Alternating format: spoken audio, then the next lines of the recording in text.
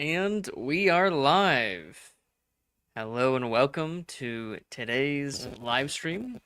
We are going to be covering chapter 20, which will cover World War II from 1941 to 1945. And this chapter is going to be divided into three sections. The first section is called Arsenal of Democracy. It will cover the first 2 years of the war from 1941 to 1942. Then Section 2 is called Allies Strike Back from 1942 to 1944. And then Section 3 is going to be called Final Victory from 1944 to 1945. And if you want to follow along on our website, you can at www.tarpeia.us.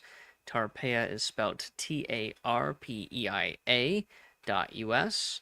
And this is chapter 20 of the compendium, which is this online library of primary source documents and events organized in this interactive timeline, which I will be summarizing today. So let's go into the first section, Arsenal of Democracy. FDR's third inaugural address framed the global crisis as a moral struggle against tyranny, warning that American freedom could not survive in a world dominated by force and committing the nation to active resistance even before formal entry into war. Through Lend-Lease, strategic planning conferences, and the Atlantic Charter's promise of collective security, self-determination, and economic cooperation, the United States positioned itself as the industrial and ideological arsenal of the Allied cause. The Japanese attack on Pearl Harbor on December 7, 1941, and European Axis powers declaring war shattered isolationism, prompting sweeping war powers for the president, the Declaration of the United Nations, in which Allied governments pledged to employ all resources against the Axis, renounce separate peace, and uphold the principles of the Atlantic Charter, and a rapid mobilization of American industry and manpower for a two-ocean war. Early months brought severe Allied setbacks, including the Battle of Java Sea and the Bataan Death March, underscoring the vulnerability in the Pacific and the high cost of unpreparedness. That tide began to turn with the battles of the Coral Sea and Midway, where American naval and intelligence victories halted Japanese expansion and paved the way from defense to counteroffensive. So we begin with FDR's third inaugural address, and we have a video of FDR giving that address, the audio of it, at least. Now, the U.S.-British conference, where they will negotiate the Lend-Lease policy between the United States and Britain. U.S. v. Darby, Supreme Court case. You have the Lend-Lease Act, passed during the U.S.-British conference, gave the president discretion on sending massive amounts of aid to allied nations. You have FDR's speech on the Lend-Lease Act. HMS Hood is sunk by the Bismarck from 10 miles away in the Denmark Strait. Bismarck sent up a wall of plunging fire, which penetrated the weak deck armor of HMS Hood. The Hood's magazines exploded, sinking the Royal Navy's largest vessel in just 6 minutes. So here's an image of the Hood burning in the distance. It's not a clear image. And then shortly later, the Bismarck is sunk. And here's an image from a distance of the Bismarck sinking. You have FDR's fireside chat on the unlimited national emergency. So even before Pearl Harbor, the United States is preparing to go to war.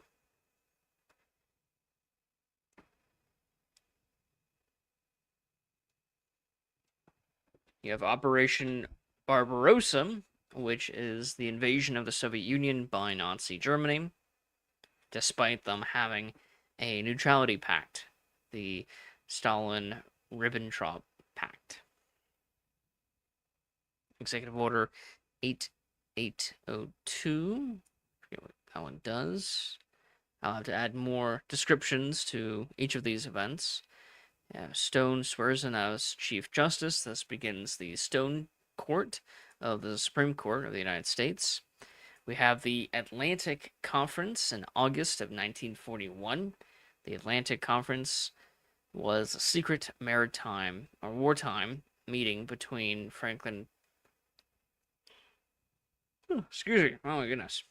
between FDR and British Prime Minister Winston Churchill aboard naval vessels off the coast of Newfoundland.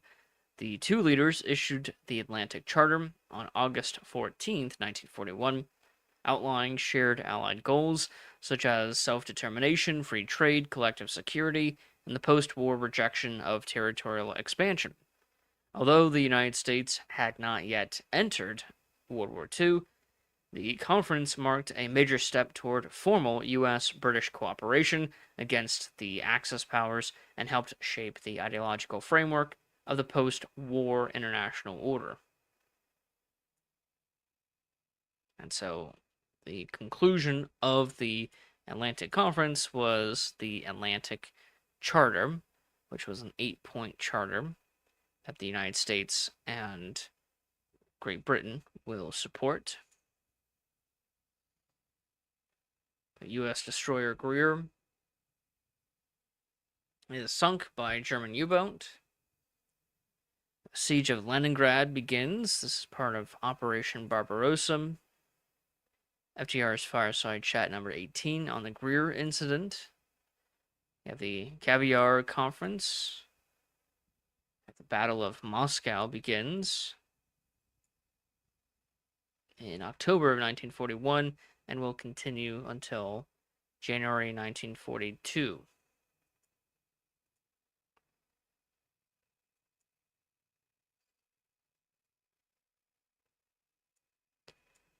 The Japanese attack on Pearl Harbor, which happened on the morning of December 7th, Hawaii time.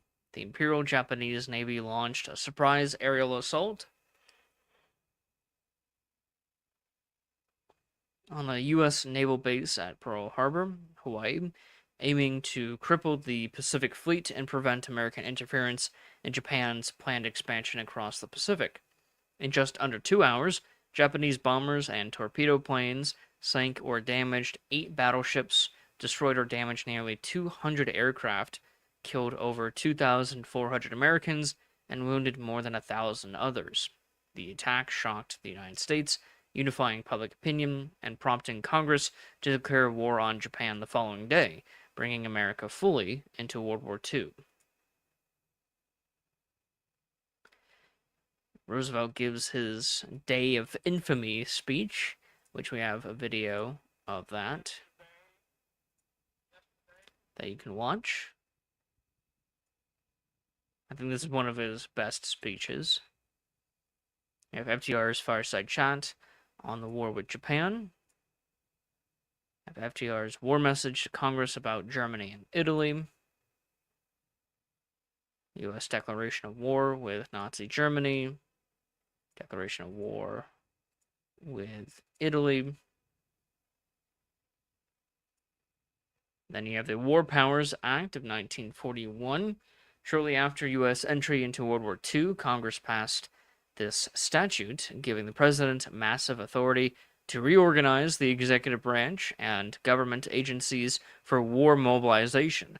The act authorized reorganization of executive departments and government corporations to meet wartime needs. In effect, the statute deepened wartime centralization of authority, enabling the president to remake administrative structures to better prosecute the war. You have the Arcadia Conference.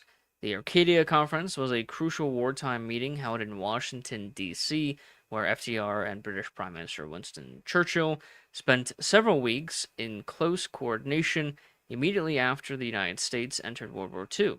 Unlike earlier diplomatic encounters, Arcadia was not a symbolic summit, but an intensive working conference in which the two leaders and their staffs established a unified Anglo-American strategy for defeating the Axis powers, agreeing on the Germany First policy that prioritized the war in Europe over the Pacific theater.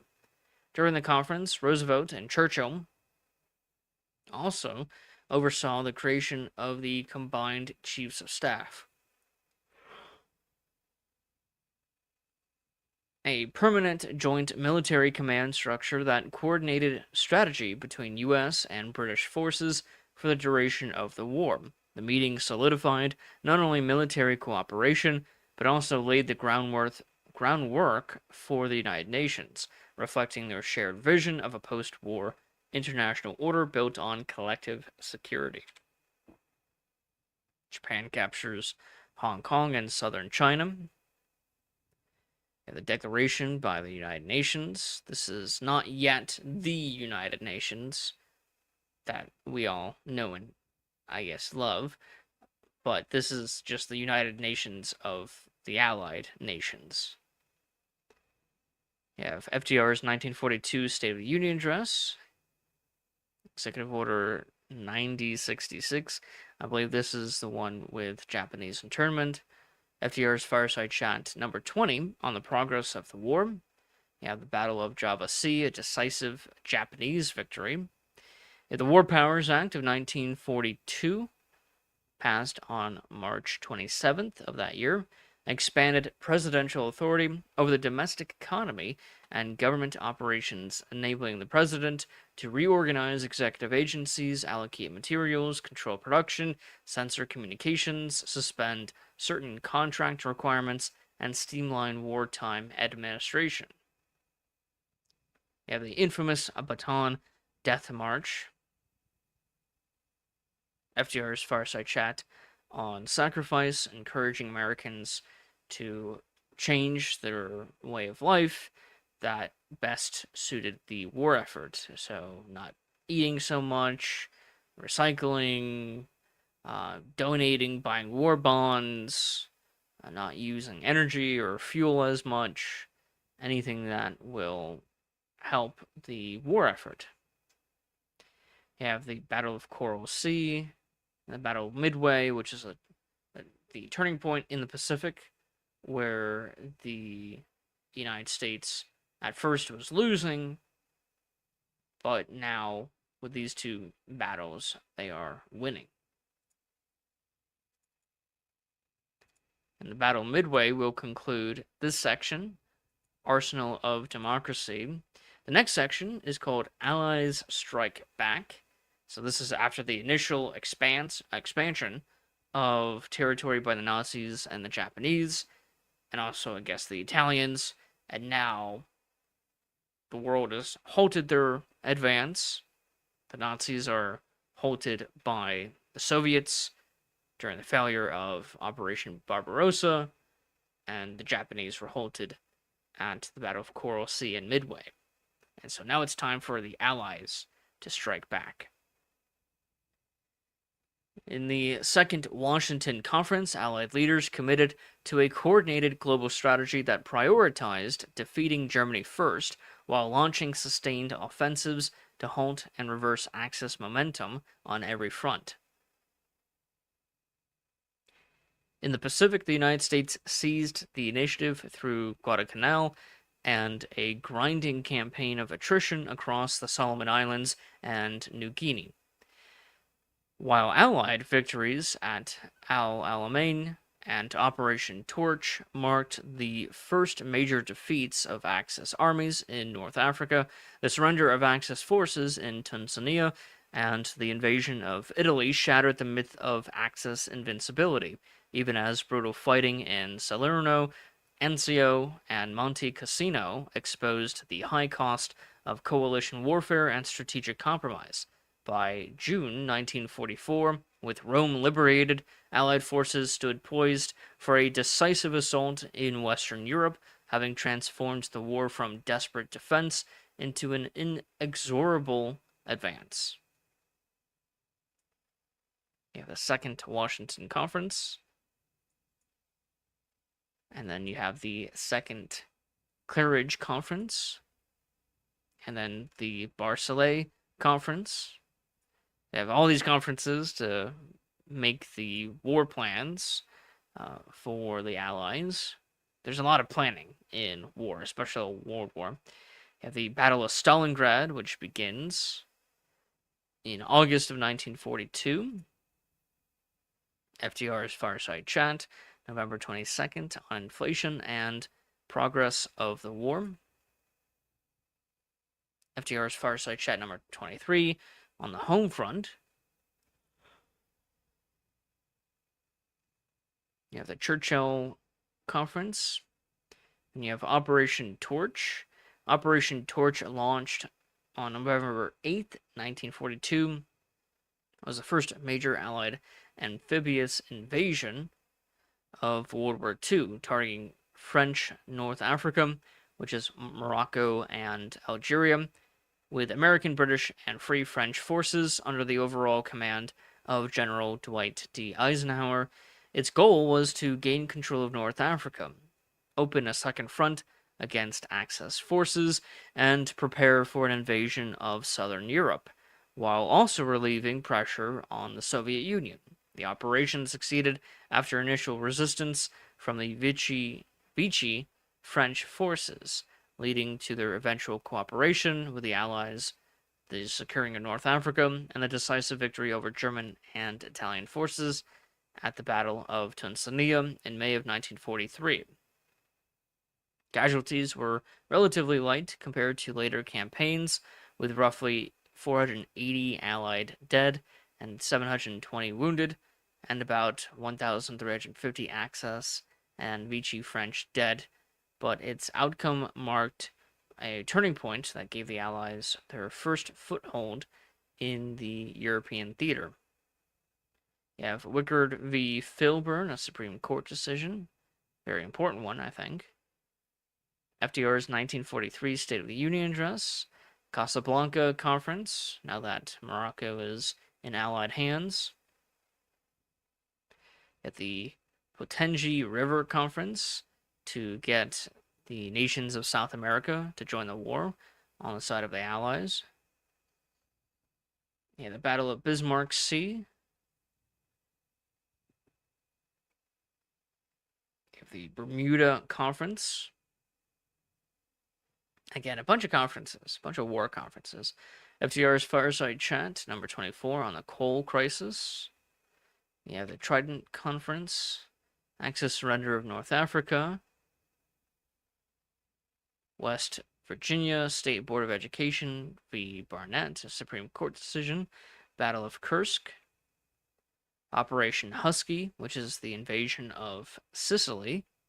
Mussolini is overthrown by the Italian government in July of 1943.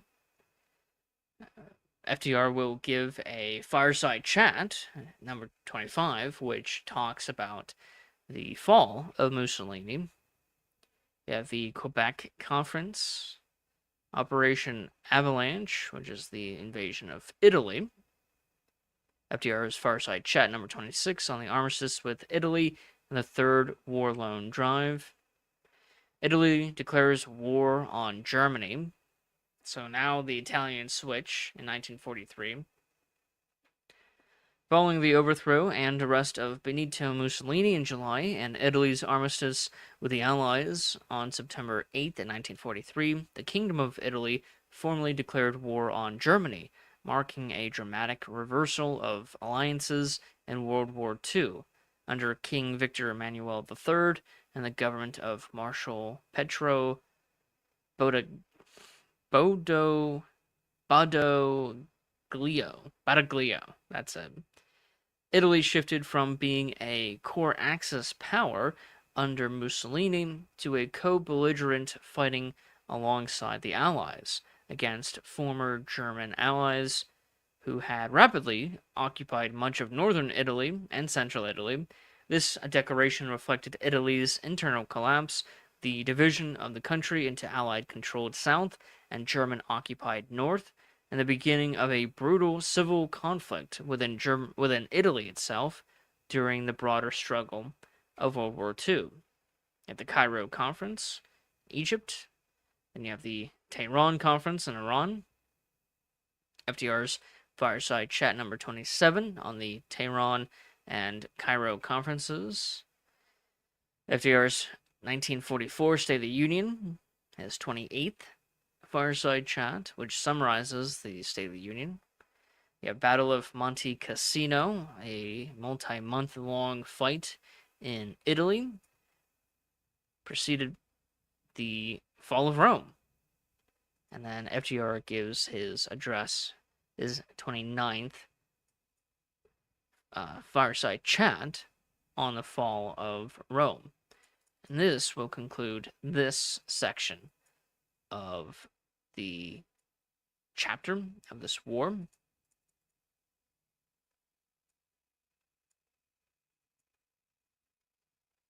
Now we go to the third and final chapter, or third and final section of this chapter, which is called Final Victory from 1944 to 1945.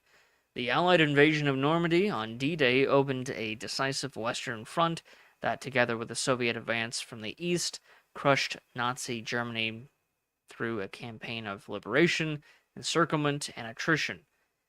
As Paris was freed and the Germans launched their final counter-offensives in the Ardennes, Allied air and industrial superiority ensured that Axis resistance collapsed under the weight of overwhelming force.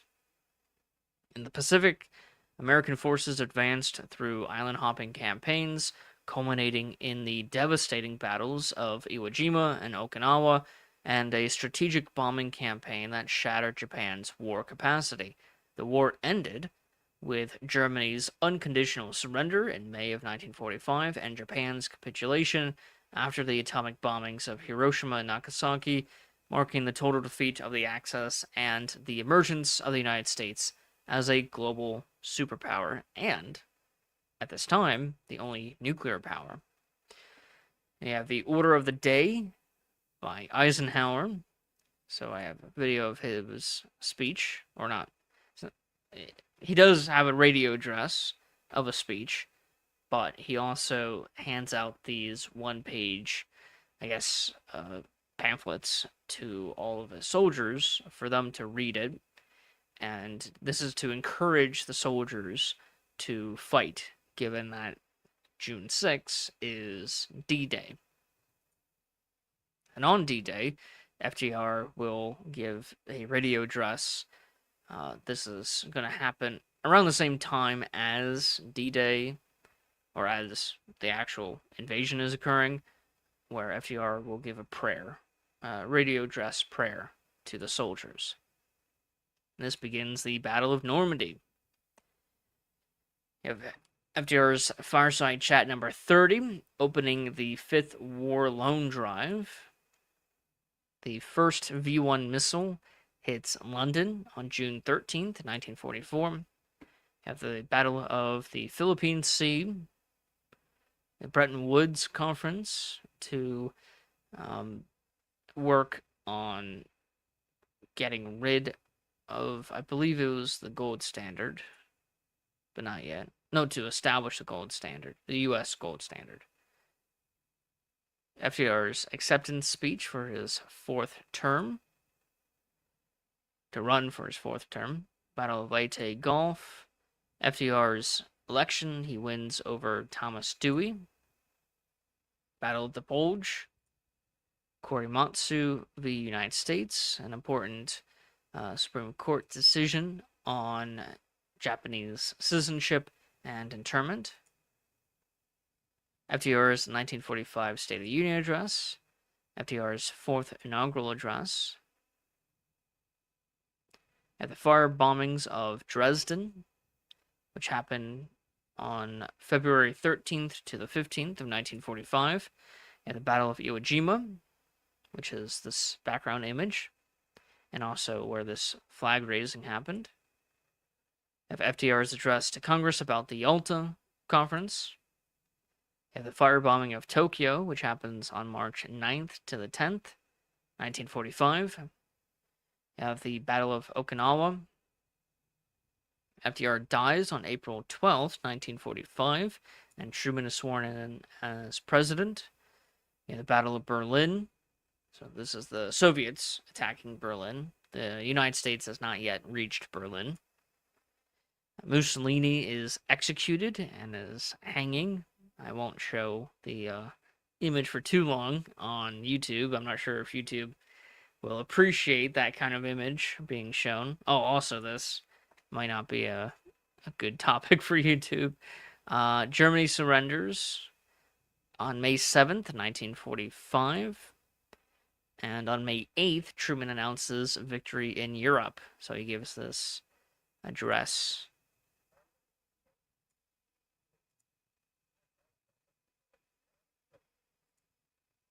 I only have video for the first part. You have the UN Charter to establish the United Nations. You have the Trinity test, first successful nuclear bomb test. You have the Potsdam Conference, official order to drop the atomic bomb. The Bretton Woods Agreement Act to establish the United States as world currency, as a world reserve currency. Then you have the atomic bombings of Hiroshima on August 6th at 8:16:02 a.m., which was 7:16:02 p.m., August 5th, in U.S. Eastern Standard Time. At 8:16:02 a.m. Hiroshima time, the atomic bomb. Oh, that's a misspelling. Little boy detonates in a fraction of a second later. The fireball reaches a maximum of 900 feet in diameter. Temperatures on the ground reach 7,000 degrees Fahrenheit. Buildings melt and fuse together. Human and animal tissue is vaporized. The blast wave travels at 984 miles per hour in all directions, demolishing over 2/3 of Hiroshima's buildings in a massive expanding firestorm. 80,000 people are instantly killed or grievously wounded. Over 100,000 more will die from the bomb's effects in the coming months. And so Truman announces in this video the bombing of Hiroshima. The USSR declares war on Japan right after the first atomic bomb. And the USSR will invade Japanese Manchuria in Operation August Storm. And then you have the second bombing of Nagasaki. This is the Fat Man explodes 1,650 feet above the city, and between 40,000 to 75,000 people die instantly. The bomb creates a blast radius of 1 mile wide. The geography of Nagasaki prevents destruction on the same scale as Hiroshima, yet nearly half the city is obliterated. Hirohito, the Emperor of Japan, pleads for peace to his government. Hirohito's radio announcement of surrender. And the occupation of Japan begins. First U.S. personnel landed at Atsugi, Kanagawa Prefecture, around 9 a.m. on August 28th, 1945, Japanese time, a few days after Japan announced its surrender. And then the official instrument of surrender was signed on September 2nd, 1945, ending World War II, which arguably Japan started. I know a lot of people think about World War II beginning with Germany invading Poland, but years before that, you had the Japanese invasion of China. So I think the Japanese and the Germans both started World War II. I don't think it's one over the other. I think they both did it.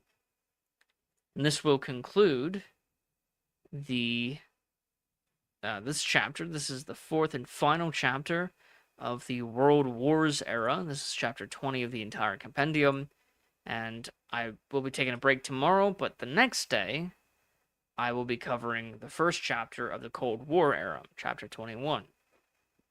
And that chapter will cover the administrations of Truman and Eisenhower from 1945 until 1961. So stay tuned for that live stream, and I hope you guys learned something new of our old history. We're getting pretty close to the modern day. We still have another 6 chapters. So the Cold War era consists of 3 chapters, chapters 21, 22, and 23. 21 is containment, 22 is détente, and 23 is rearmament. And then the modern era consists of 3 chapters: End of History, which is the 90s, War on Terror, which is the 2000s and first half of the 2010s. And now the current chapter that we're living in is chapter 26, The Crisis of Populism, from 2017 till today. So we're getting pretty close to the end. It's been it's been a long month. I've been doing these live streams almost every day, covering all of the material that we include. And although there's not that much material in this chapter, I'll just since it's only been 30 minutes, I'm going to give you a sneak peek into the next chapter, which has a lot more material in terms of primary sources and events. And this chapter is nothing compared to the next chapter, Détente, which has ton more materials. I mean, this is probably going to take me 2 hours to get through all of this material. And so, yeah, there's a lot of history to cover. And I will be updating these timelines. And so if there's anything in the timelines that you see missing, just let me know, and I'll be more than happy to add it to the timeline, especially if it's a primary source document, a speech from the president, any president, or a speech from a member of Congress, or an important act or a Supreme Court decision. Any of these primary source documents that you think would be important, or that schools around the country require students to read, just let me know, and I'll be more than happy to add it to the compendium. So thank you for watching, and oh, by the way, this website, you guys can get to it. It's free, no advertisements, no paywall or anything like that. It's www.tarpeia.us. Tarpeia is spelled TARPEIA.us. And this compendium is a free resource anyone can use. And just go pick an era and then pick a chapter, and then you can view the materials that we have. And so this has been chapter 20. Thank you for watching. If you were here, hope to see you for the next live stream in 2 days. And yeah, thank you for being here, and have a nice day.